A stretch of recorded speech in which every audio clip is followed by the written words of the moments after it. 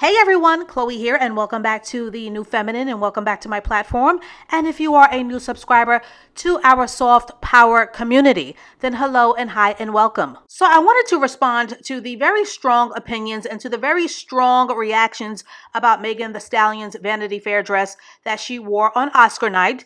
And for the record, the Little Kim flavored Bear It All dress was inspired by Poison Ivy, a comic book character, and we all know that Megan loves to show off her incredible figure.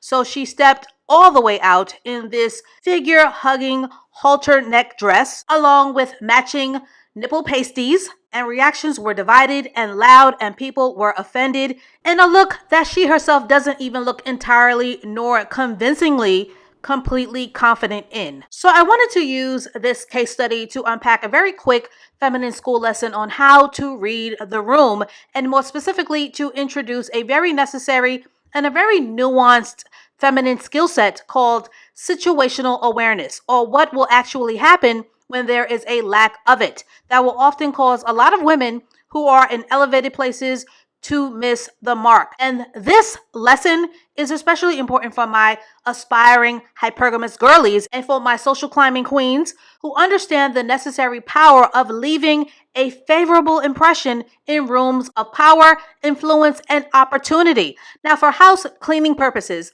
this is not an attack on Megan Thee Stallion. I am not invested in her failure or her downfall, and in support of her, I highly recommend that you watch her documentary, because with Megan's family background, she has survived things that would have killed the average person. And just as a reminder, a poor decision on a tragic outfit does not equal a bad life. And because none of us are perfect, when you have a teachable spirit, every mistake should always be viewed as an opportunity to grow. So again, wearing an outfit in poor taste will not ruin her career or her life, and she will live to see another day.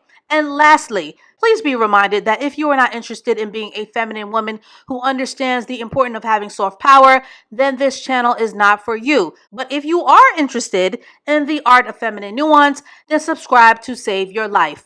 Now, with that being said, of course, this yikes on a bike choice of dress was super tacky and tasteless and a tad hood fabulous. And of course, the pasties were very unbecoming for a black tie event and soiree, and one of Hollywood's most exclusive invitations. Pasties, for the most part, are considered very low-brow, as they are more associated with clubbing and stripping, and depending on the size of your mammary glands, they have the tendency to overpower you and can wear you more than you wear them. So I really don't know what Megan Thee Stallion's stylist endgame was with this disastrous outfit, because exposing your mammary glands at a black tie affair does not and will never translate as classy when you are a 30-year-old woman. With age, and of course 30 isn't old, but with age should always come maturity, sophistication, and improved taste, not hustling backwards to the familiar of what you know, or lowering your stock by not reading the room. Ladies, and this advice is especially for my hypergamous social climbers. You have to read the room when it comes to opportunity, because sometimes going to the shock value well as a strategy starts to run out of steam when you use it too much as a look at me gimmick. Ladies, the goal of a black tie affair is networking, and it will always be your assignment to dress in a combination of understated sexy, sophistication, elegance, not trying too hard, but also dressing in a way that will always raise your stock, because although black tie affairs are about having a good time, but they are also about business, because with black tie affairs, there is a lot of money and power and decision makers in the room, and you don't want to typecast yourself as a person who isn't deserving of respect or collaboration or opportunity. Now, no one is saying that you can't tastefully show skin, or that your style has to be copy and paste or beige, because there were so many beautiful looks that night, but there is a time and a place for everything.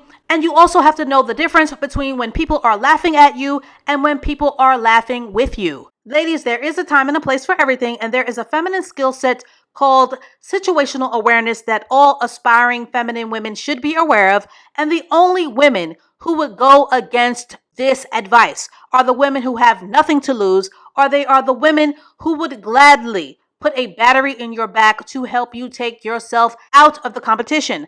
Now, situational awareness in a nutshell is the social etiquette, the behavioral skill set, and a range of knowing how to adapt your behavior and your style of dress according to your environment and according to the positive outcomes that most of us want when in positions of opportunity. An easy example of situational awareness is knowing the difference between what you would wear to the laundromat and what you would wear to a job interview, because we all know that a job interview is about putting the best version of yourself and your representative on display. Situational awareness is also about having the common sense to know that if you were to dress like a bum at a job interview, that it would potentially scare your employer, or they will either call security on you. So in essence, situational awareness is about having the ability to read the room, because having class and manners and getting people to let their guard down or to trust you is how mutually beneficial relationships are formed and is how good business is conducted.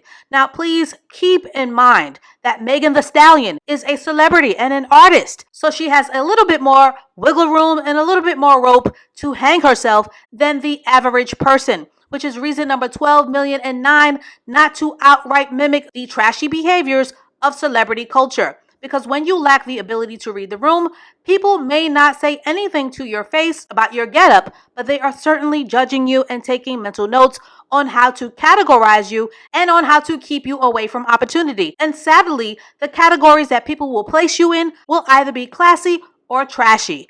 So that is all that I have to say on this for now. And there were plenty of tacky dresses to go around. Vanity Fair Oscars after parties seem to have an unwritten theme. It was just a lot of nudity, okay? Julia Fox wore a completely sheer dress that barely covered her cookie jar. Zoe Kravitz graced us with her butt crack. You could see everything. Megan Thee Stallion wore a dark green gown with only matching green pasties to cover up her breasts. And so this is where I have to put my Auntie Sherry wig on. And I say this with all of the love that I have. Ladies, this is not it. And I say this because there are young women, young girls who are looking up to all of you. All of you. A lot of these celebrities, they say they don't want to be a role model.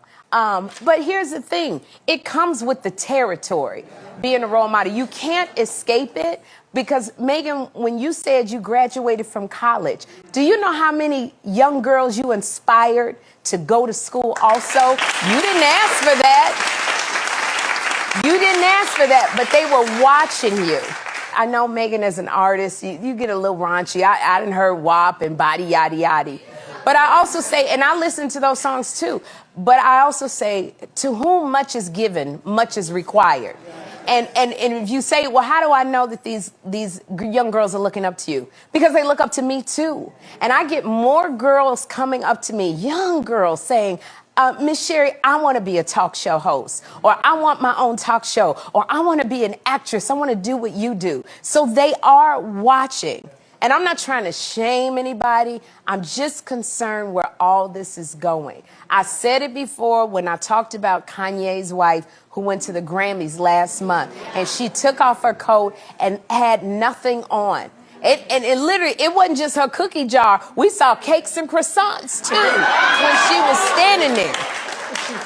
But the one thing I will say is she looked very uncomfortable. And all y'all who are sitting out there, these young girls that are emulating you, they don't have security around them. So they're emulating you, and they go to these parties and something tragic could happen. These are our future, these young women and these young men. You don't have to, dress down to your ankle. Willie made me wear this long dress.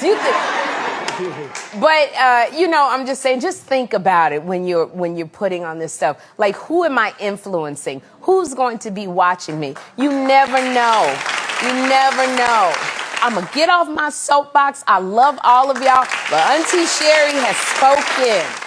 But for conversational purposes, is Megan's dress giving boo tomatoes tomatoes, or was it worth the risk? Was Sherry Shepherd out of line and out of place in telling celebrity women how to dress? Are women criticized and picked apart too much for every little thing that they do? And is it better to be talked about than to be ignored? And as always, Please stay tuned for more case study videos to come, and I will catch up with you ladies and lurkers and ear hustlers in the next one.